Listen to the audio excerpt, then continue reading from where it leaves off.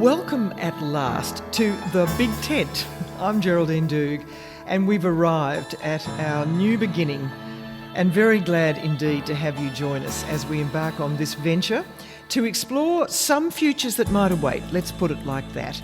And to help us out, I'm delighted to welcome, to start us off, a reliable guide to journeys with unknown destinations, Archbishop Mark Coleridge, the outgoing Archbishop of Brisbane, well known to many of our previous listeners on plenary matters. He has described his own conversion after attending Pope Francis's Synod on the Family back in 2015 as an Abrahamic journey, one where you don't know where you're going, which had such profound implications for the Australian Church in terms of his leadership preparing for the two plenary councils. And I have to say, and I've said this to a recent discussion to Sisters of St Joseph, and he doesn't even know this yet, on me, because I went to one of your earlier press conferences to talk about the upcoming synod, which seemed so flimsy. I thought, what is this thing? Plenary council, sorry. And I looked at you.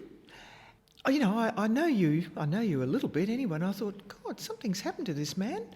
I'm going to take this seriously. So I did. And here we are. So Archbishop Mark Coleridge, welcome. Well, the last time we spoke, we had another Pope, Pope Francis. You'd just been through the plenary council. We've now seen the baton handed from Pope Francis to Pope Leo, carrying on the vision of a synodal church. I wonder what you see as the significance of this handing on time in this worldwide church, which of course also coincides with your own handing on of the Archdiocese of Brisbane to Archbishop Shane McKinlay. It just seemed to be a perfect place to start with a new Big Tent podcast. Look, I thought quite some time before the conclave that Robert Prevost, whom I haven't met personally, but I have had a meeting with him online, one-to-one, about a matter here, and I was very impressed by him. Little did I know I was speaking to the future Pope, but I thought to myself, gee, he ticks so many of the boxes, but I didn't think they'd elect an American. No. However, nor did the Americans, I might add. No, well, when I woke to the news, middle of the night as usual, I was surprised, but I wasn't overwhelmingly surprised. But I was very pleased. So tell me why you said, what was it about him that impressed you? His combination of, he's very calm, he's very considered, he's very intelligent, he's very reasonable, he's very pastoral, he's absolutely not a self-promoter. And like Pope Francis, though in a different mode, he gives the impression of being a man who's very comfortable in his own skin. And you see it as Pope too, that he's not trying to be the Pope, nor was Pope Francis. Pope Francis was just himself as Pope. He wasn't trying to be anything other than he is. Whereas with all due respect, and I mean that for Pope Benedict, I always thought there was a touch with him of trying to be the Pope, right, and asking, what should the Pope do instead of just doing it. So maybe that was the essential scholar, not as comfortable in that administrative role. No, he wasn't comfortable ever. And he wasn't comfortable in the great public fora that the Pope has to inhabit. Even his gestures and his vocal presence and so on were more of the scholar than of the showman, shall we say. I was also very impressed that the Pope Leo, had been a superior general for 12 years. So he knew the world. He had travelled to 47 countries, and he was highly regarded by the Augustinians in that role. But he'd worked for 20 years in Peru. He looks Latin. He doesn't sort of look Anglo. And he'd also had the experience of being the prefect of the dicastery for bishops. Now, he wasn't in that role for long, but in the time he had the role, he impressed people, and he impressed me. So he knows something of how the Curia works, where Pope Francis had never worked in the Curia and tended to sideline the Curia. Now, I expect Pope Leo to be much more attentive to the institutions of the Holy See, and I think that's a good thing. Yes, yes. I'm just fascinated why he certainly, I can't exactly put my finger on it because I haven't met him. He does fill me with hope and confidence, and there's something about him, just I intuitively felt it when I looked at him and he came out, just the way, I don't know, he's clasped his hands, just that look. Yeah, I agree with that. He looks right. He sounds right. Oh, he's a very fine linguist, which is quite unusual for an American in some ways.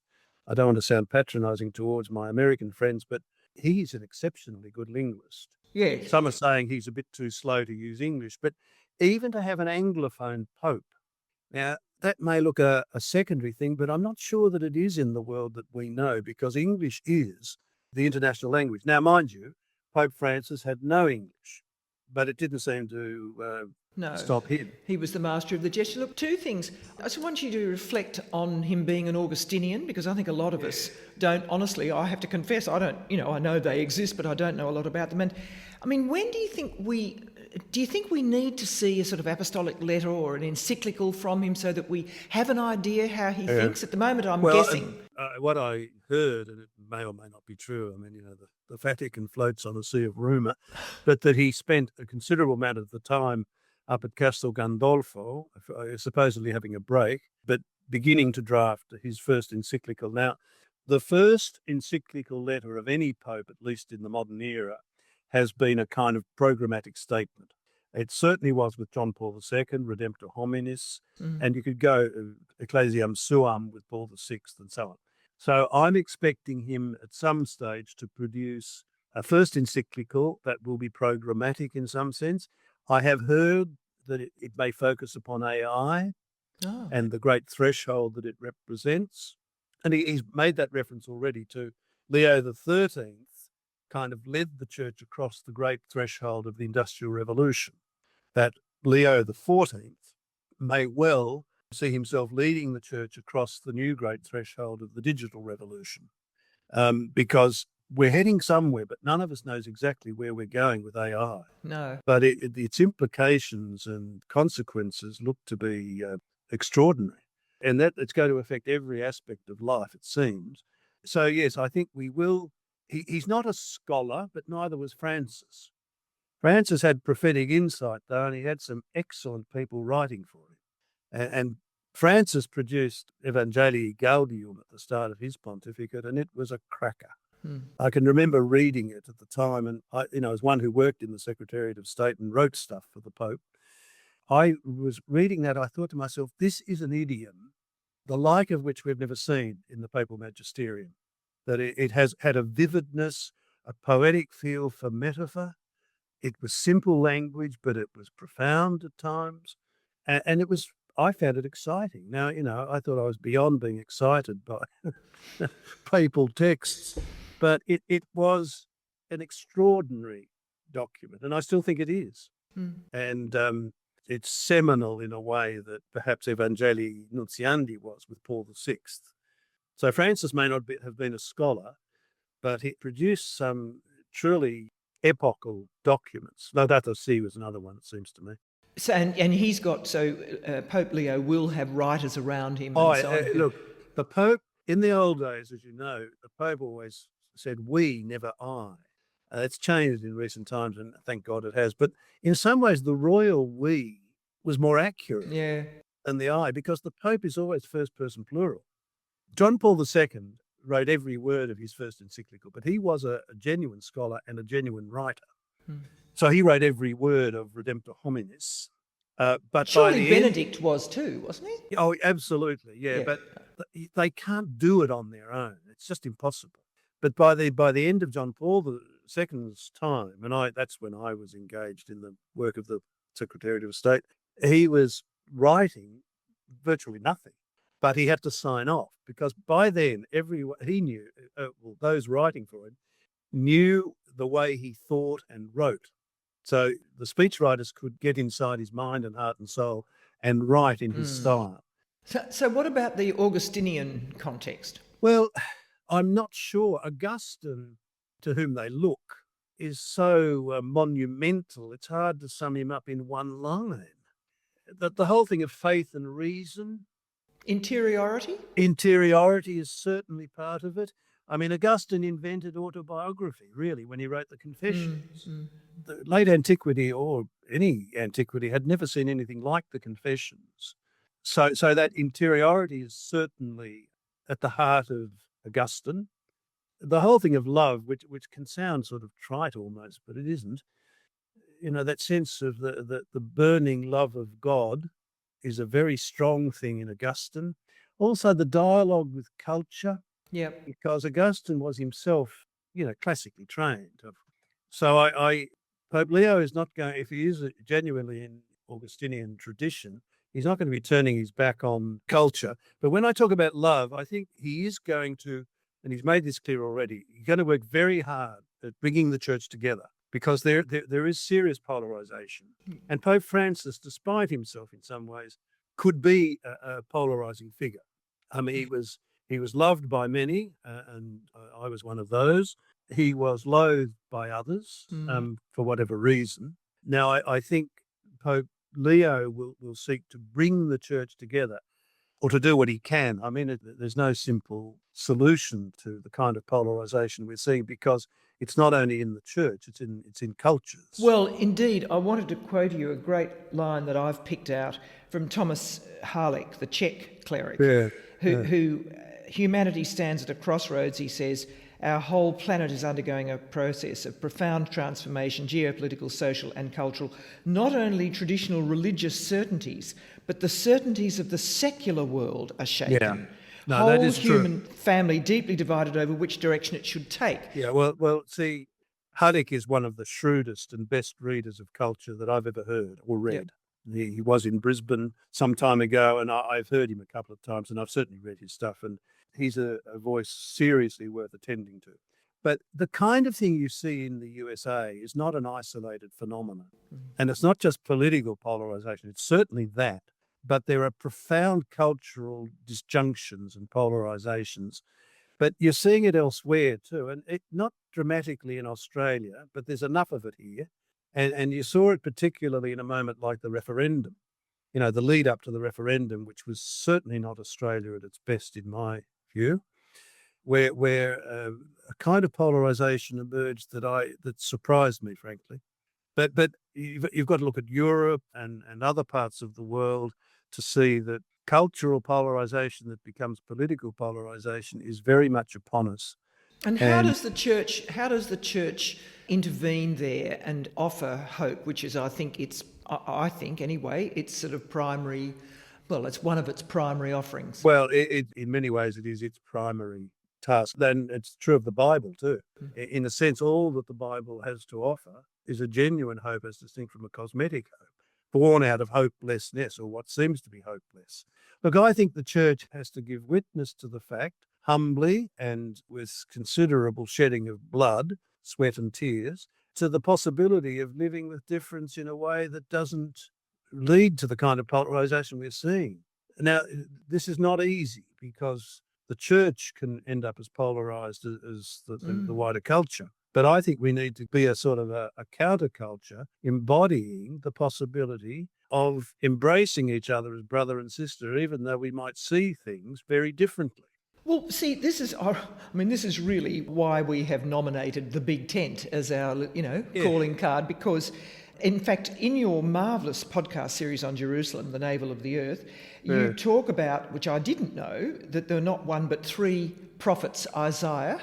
Yes, and that three different eras. Yes, well, I didn't know that. There is a tradition of prophetic utterance looking back to the first Isaiah of Jerusalem. So it's the second and third Isaiah aren't frauds, that they are prophetic voices within a tradition that look back to the original Isaiah.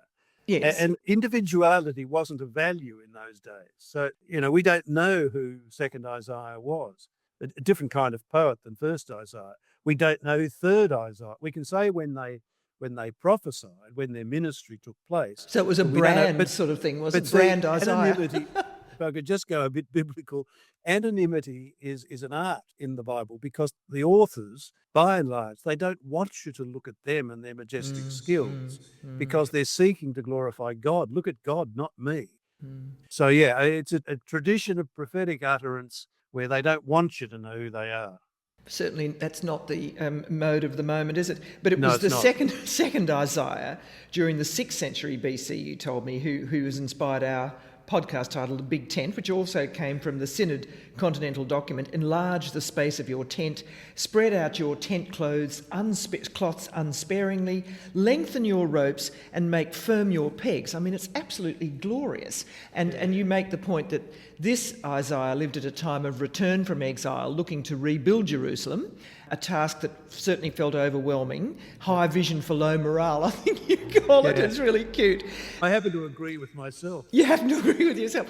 So what I'm really getting at is, I suppose, if you're right that the church could represent itself as a sort of a countercultural moment, and I think that's exactly what Francis was saying, and I saw it myself at that Synod and Synodality in Rome last year. But, you know, it's certainly not majestic glory. It's very convivial, actually, and what you described in that earlier synod that so made an effect on you. It's very, everybody greets each other. It's friendly. Yes, well, I would love to have been part of those two synods, but I wasn't elected or named. But I was fascinated by the way in which they had clearly adopted some of the tactics, shall we say, of the Australian Plenary Council. Absolutely. I always thought our Plenary Council would be, in some way, a service to the Universal Church, and I think it's clearly been that. Now, the two synods on synodality, the physical setup was radically different, and that generated a different culture.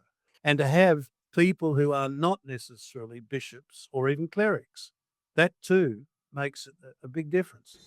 It did. So I suppose, you know, it's really what you think is the yield for the church that we come into with Pope Leo. And given that we enter at such times with such implacability around in this shifting sands of the secular world that Father Harlech has talked about. You know, you point out about the emergence of hope, and we all know that it's not just optimism and so on. And the whole point about Jerusalem and what it represents, if I'm summarising you terribly, but is that there had been so many catastrophes that by definition to rebuild was an exercise in hope. Absolutely. You know, they say it's 17 times destroyed and 18 times rebuilt. And therefore it just stands as this extraordinary symbol of hope born out of hopelessness. The whole city. That Father David Newhouse, who's this remarkable Jesuit who lived, I have met him there mercifully, and you certainly know him. He's a lecturer in biblical studies and lives in Jerusalem at the Pontifical Biblical Institute there on the Via Dolorosa. And he has written a piece recently in the tablet, which I will put in our show notes, the tablet of the 31st of May, which of course is even more profound now, that in a sense, at the time of, you know, revenge, hatred, victory, violence, ethnocentricity, just despair.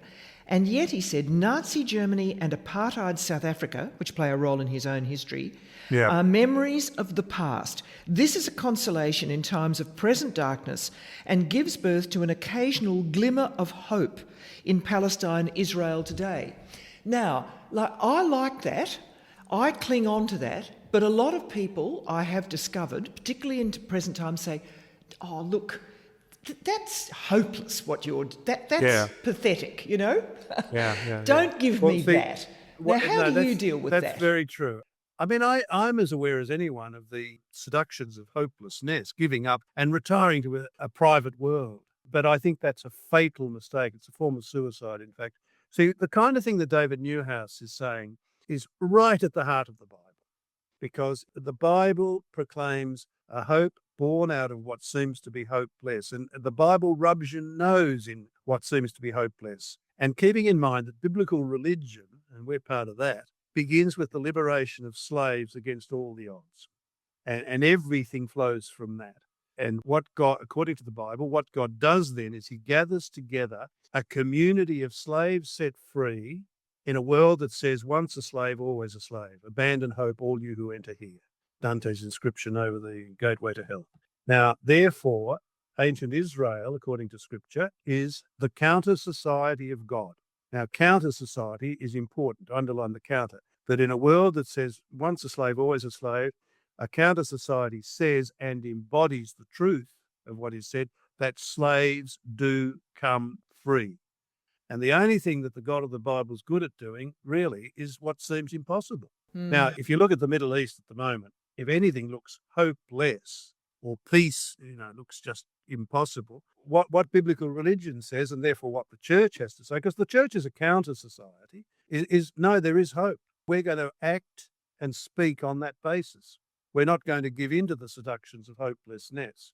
And see, the church at times historically has not been a counter society. We've been a kind of society in cahoots with the powers that be, throne and altar going hand in hand. Well, that's not really what biblical religion is all about, and therefore what the church is all about. But it's not about is it about political dissonance? It's something different. No, it's not. We don't play the game of politics at all. Well, we certainly have, but whether we should. We have at times. But when I say we don't play politics, we do engage with the public domain. That's an essentially Catholic understanding of things. So the question is how we engage with the public domain. If you take the encyclical of Pope Francis, Laudato Si', people have said, well, it's ridiculous. The Pope's not a politician. He's not an economist. He's not a scientist. But the whole point of the encyclical was to give a genuinely biblical and Christian voice within the conversation. And that's the great gift of that encyclical letter, to give a biblical and Christian and Catholic voice, which is, if we don't speak with that voice, who will?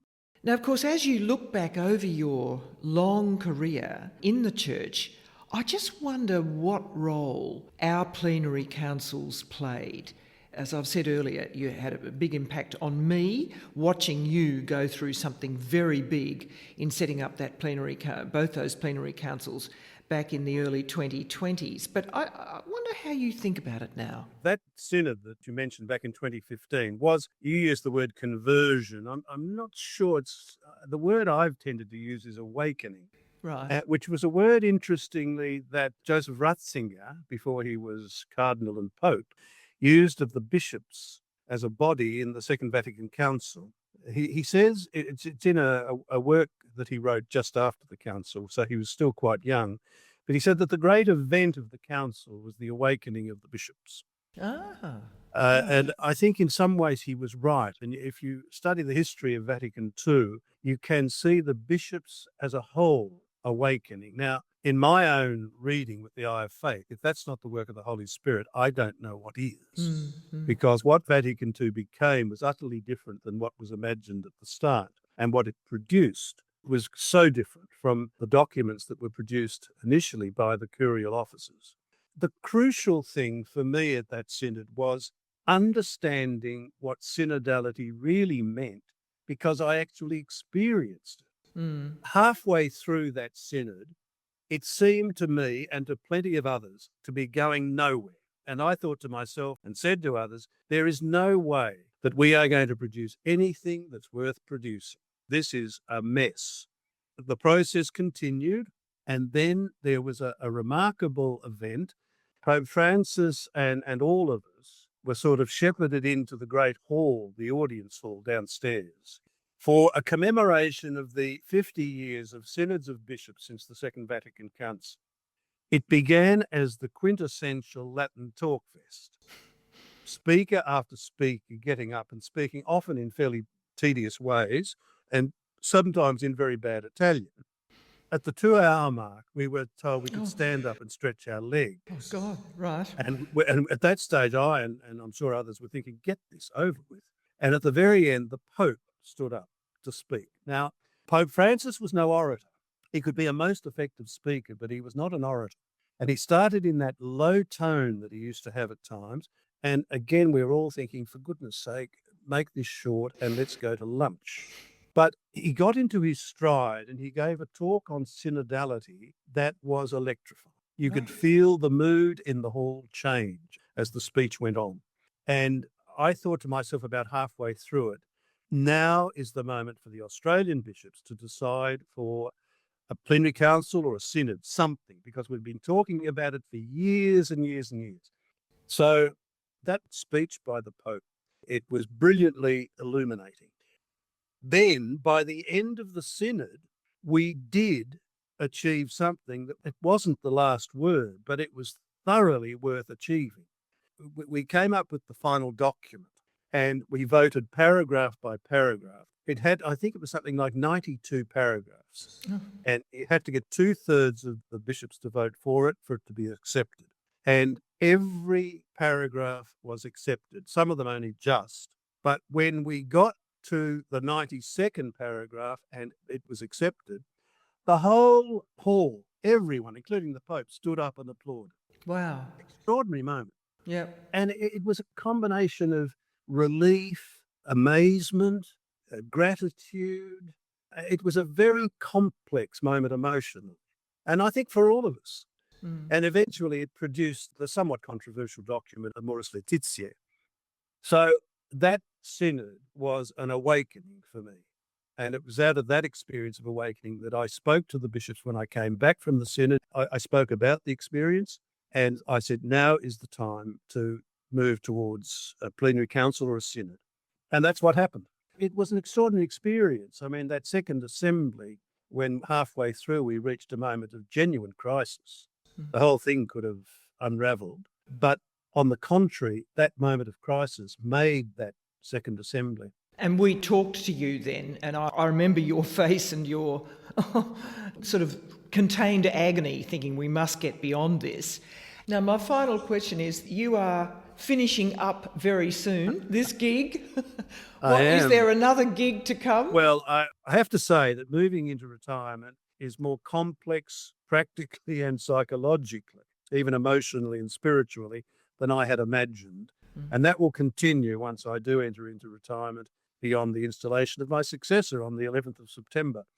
But I'm regarding it as the next phase of my working life. I hope to get back to teaching, which is probably the thing I do best in life, and back to writing. I have a couple of writing projects. I might even have a crack at my memoirs, which is a dangerous thing to say. Oh, yes. But I shall await further offers. I've already been asked to do various things. I'll do some retreat work. I'm involved in the production of a new English language lectionary. So there'll be plenty to do as long as my health and my memory hold good. Well, I hope they will. I trust they will.